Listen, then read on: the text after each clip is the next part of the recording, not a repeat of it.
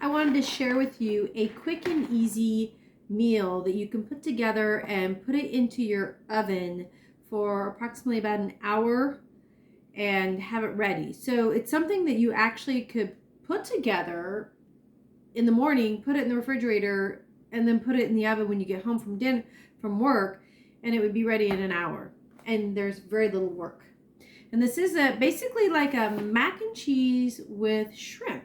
So you have your box of elbow noodles. Because I am gluten-free, I use the gluten-free elbow noodles. Barilla is probably one of the better brands for me. I like the taste and the texture. So we're going to take this one full box and put it into a bowl. Then I take 2 cups of water and add it to the mix.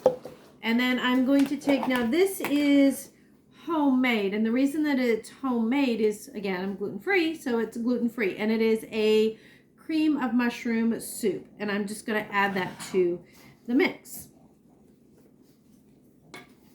Let me grab a spoon. And you just grab that and put that into the mix. Then I have approximately 1 cup of cheddar and mozzarella cheese mix. And then I have 1 cup of straight mozzarella cheese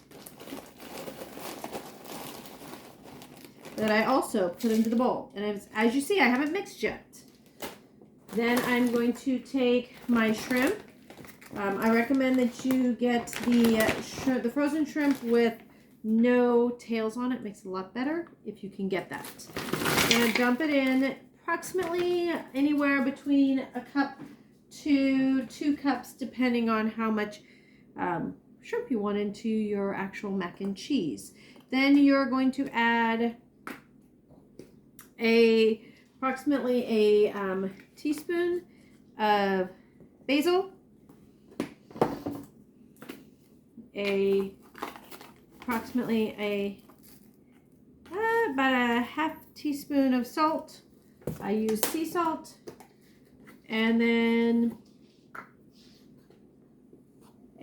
about a ½ teaspoon of black pepper, and that is just to give yourself some seasoning in your mac and cheese. So now I'm going to mix this up really good.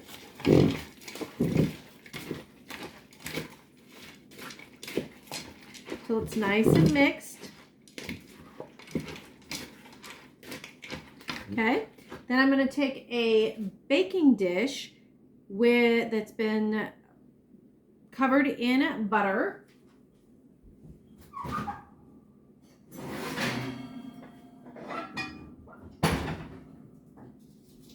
And like I said, I take a baking dish. I have some baking dishes that are cast iron, so I like to work with those. And I'm just going to cover this with my butter, so it's nice and covered.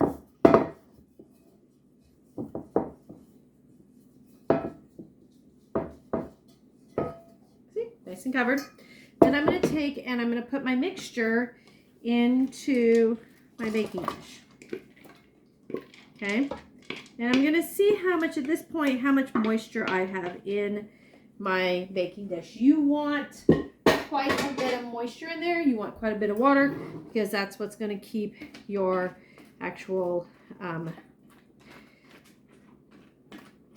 dinner nice and moist. So I kind of take a look at it. If I don't think there's enough water in here, then I will add anywhere between another ½ cup to cup into my baking dish. So I look in here, and in my opinion, there's not enough water. So I'm going to add another ½ cup of water into my dish. That would make a full 2½ cups into my baking dish. And you want to, basically what you want is you want your piece to be submerged in water is what you want. Okay, so I like how much water I have in here, so I'm going to just a little bit more. Now that I have that in there, I'm going to take my mozzarella cheese that I have here. I'm going to add a pinch onto the top.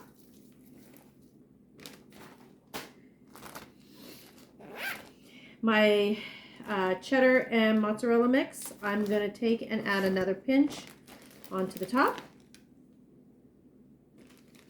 So it ends up being about 1.5 cups of the cheddar and mozzarella mix and approximately 1.5 cups of the mozzarella cheese. Then when I got that all on there, I'm going to take the Parmesan cheese that I have here and I'm just going to cover the dish. It'll take approximately 1/2 cup. You want to cover the whole baking dish.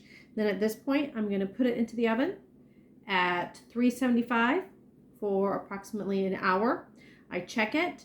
It should be nice and golden brown on top and moist and